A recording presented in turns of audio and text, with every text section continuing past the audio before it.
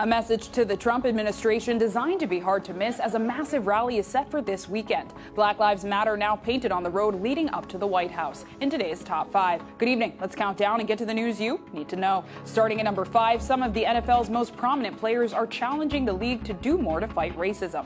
How many times do we need to ask you to listen to your players? What will it take for one of us to be murdered by police brutality? What if I was George Floyd? If I was George Floyd. In the video, titled Stronger Together, stars like Odell Beckham Jr., Saquon Barkley, and Ezekiel Elliott expressed their frustration with the NFL in the wake of the death of George Floyd. The players in unison let the NFL know exactly what they want to hear. We, the National Football League, condemn racism and the systematic oppression of black people.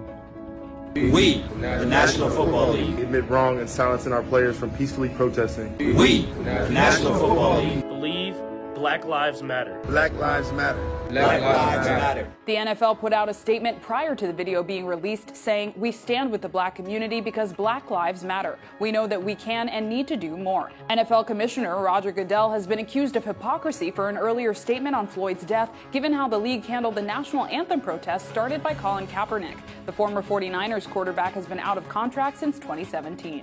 At number 4, an online campaign demanding justice for Breonna Taylor on what would have been her 27th birthday. Supporters of the hashtag Birthday for Breonna campaign are being asked to send a birthday card in her name to Kentucky Attorney General Daniel Cameron and other officials, demanding they bring charges against the officers involved in her death. Taylor was shot and killed by police during a botched raid in Louisville, Kentucky back in March. Kate Young, the LA-based writer behind the hashtag Birthday for Breonna, puts it this way: "I wanted to make sure that if we were finally doling out justice, that she would get some too." Meanwhile, the Louisville City Council is set to vote on Breonna's law, which would severely limit no-knock warrants and ban them in narcotics cases like the one that led to her death.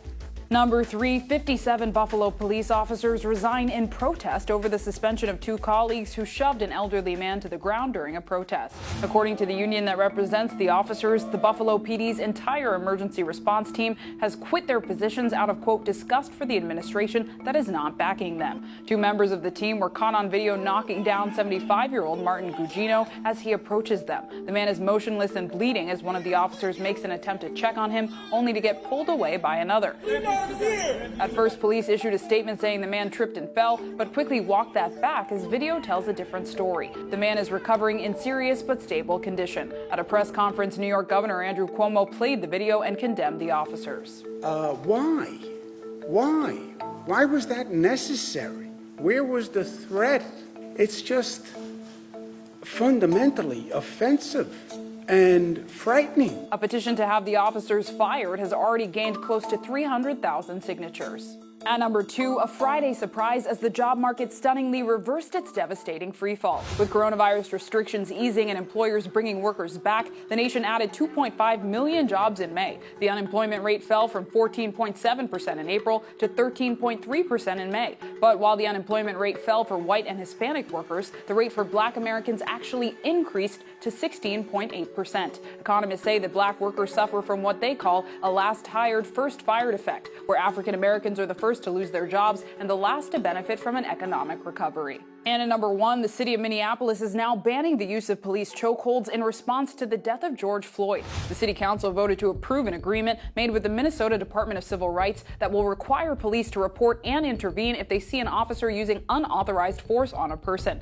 And if they don't, they'd be disciplined as severely as the offending officer. Another big change: officers will need authorization from the police chief to use crowd control weapons, including tear gas, rubber bullets, and flashbangs. Protests over the death of George Floyd are expected to continue this weekend. Police in Washington are expecting a record crowd at a demonstration on Saturday. One of the first things that protesters will notice, a message of support that can't be missed: the words Black Lives Matter painted on 2 blocks of the street that leads to the White House. It was DC Mayor Muriel Bowser that made this happen, making sure to mention that the paint is not temporary by any means. She also renamed the area right in front of the White House as Black Lives Matter Plaza. That's the top 5. What was the biggest story for you today? Tell me in the comments below, and be sure to follow our Facebook page for more news. Stay safe and stay well. We'll see you right back here for more news you need to know.